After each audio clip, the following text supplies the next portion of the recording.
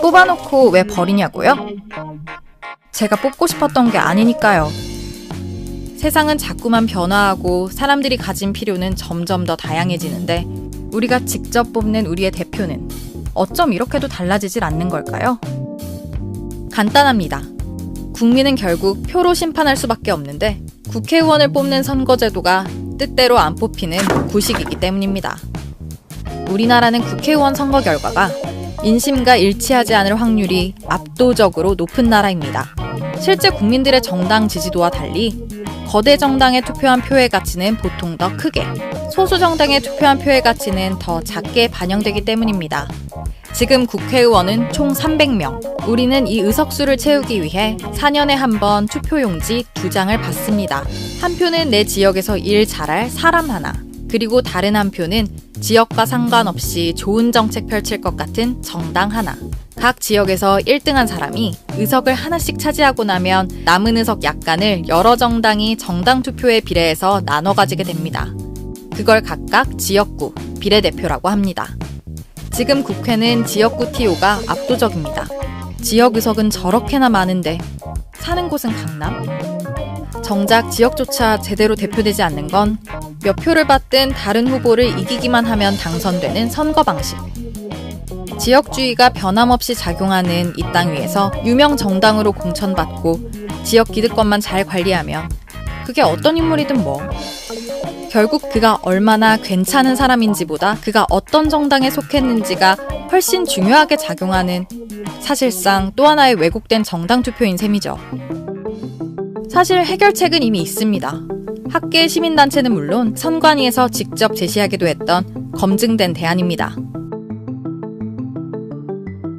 어차피 이 의석이나 저 의석이나 정당과 때려야 뗄 수 없는 결과를 가져온다면 처음부터 정정당당하게 정당 투표를 의석 전체에 작동시키는 겁니다. 만약 한 정당이 정당 투표에서 50%를 득표했다면 150석은 일단 확보한 겁니다. 그 다음에 지역구 투표함을 열어봅니다. 만약 이 정당이 159 지역구에서 이겼다면 정당 득표로 확보된 150석을 지역구 의석으로 채우는 거고요. 지역구 50곳에서만 이겼다면 나머지 100석은 비례대표로 채우게 되는 거죠. 이런 방식이라면 지역구에서는 한 명도 당선자를 내지 못했지만 각지에 한 표 한 표가 모여서 전국적으로 고르게 지지받는 소수 정당도 지금과 달리 의석을 어느 정도는 받을 수 있게 됩니다. 지역 표심과 관계없이 소신 있는 활동을 펼칠 국회의원들도 늘어날 거고 직접 아이를 키워본 사람도 직접 청년 문제를 고민해온 사람도 더 다양하게 국회에 들어와서 문제를 사전에 예방할 수 있을 겁니다. 심플하죠? 전체로 보면 결코 적은 수가 아닌 이 소수가 계속해서 소수자로만 남아있는 이유는 절대 변하지 않았던 요 장치 때문이었습니다. 거대 양당이 쉽게 누려왔던, 그래서 더욱 쉽게 놓지 못하는 우리나라의 최대 기득권이죠. 선거제도 개혁을 아무리 하려고 해도 안 되니까 정권을 내놓는 한이 있더라도 꼭 이 선거제도는 좀 고치고 싶다. 나를 위해서가 아니고 우리 국가의 장래를 위해서 이건 꼭 하고 싶다.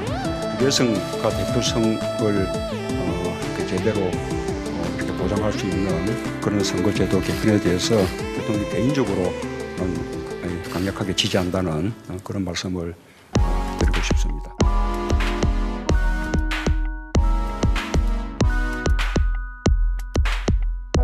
국회는 겨울잠에 들어가기 전 내년 정부 예산안을 심사한 뒤에 정기국회를 마무리 지었습니다. 청년 일자리 예산은 감액된 반면 정부가 제출한 예산안에는 없었던 예산이 이것저것 들어가 있습니다. 항상 너무나 뻔하게 돌아가는 상황을 우린 아직 바꿔볼 수 있습니다. 내 선택을 진짜 대표해줄 국회, 민심이 그대로 반영되는 국회를 통해서요.